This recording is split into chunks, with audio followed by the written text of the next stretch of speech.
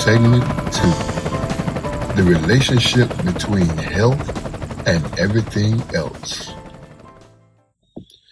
Everything you are building depends on a foundation that most men in the rebuilding process treat as optional: your health. Not as a lifestyle aspiration, as infrastructure. Because without physical and mental health operating at a functional level, nothing else you are building can sustain itself. The discipline fades, the clarity clouds, the emotional regulation you have been developing breaks down. The energy required to execute consistently is simply not there. And for men coming out of incarceration, the baseline health reality is often compromised before the rebuild even begins. The physical environment of incarceration is not designed to support well-being. The food, the stress, the sleep deprivation, the lack of adequate medical care, the chronic exposure to threat and tension, all of it leaves a residue that does not disappear the moment you walk out. Add to that the mental health dimension, the unprocessed trauma, the hypervigilance that kept you safe inside now fires at inappropriate moments outside. The depression and anxiety that are statistically overrepresented in men with incarceration histories and dramatically underrated in those same men. All of that is real, and ignoring it does not make it manageable. It makes it worse. The good news is that health, like everything else we have discussed across this series, is something you can build intentionally. It does not require expensive resources or elaborate systems.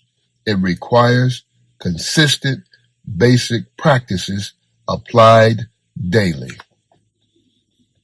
Movement. Your body was designed to move, and regular physical activity is one of the most well-documented interventions for both mental and physical health available at zero cost. Walk. Run. Do bodyweight exercises. Move every day in a way that elevates your heart rate and shifts your physical state. Sleep. The rebuilding process demands cognitive and emotional resources that are replenished only during sleep. Protecting your sleep is not a luxury. It is maintenance on the most important infrastructure you have. Nutrition.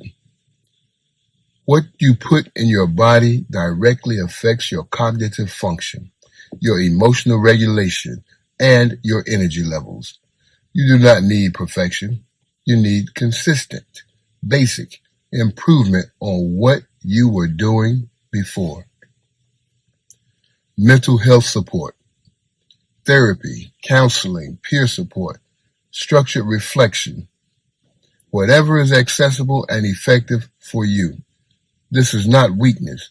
This is the most serious men you know making the most important investment available to them.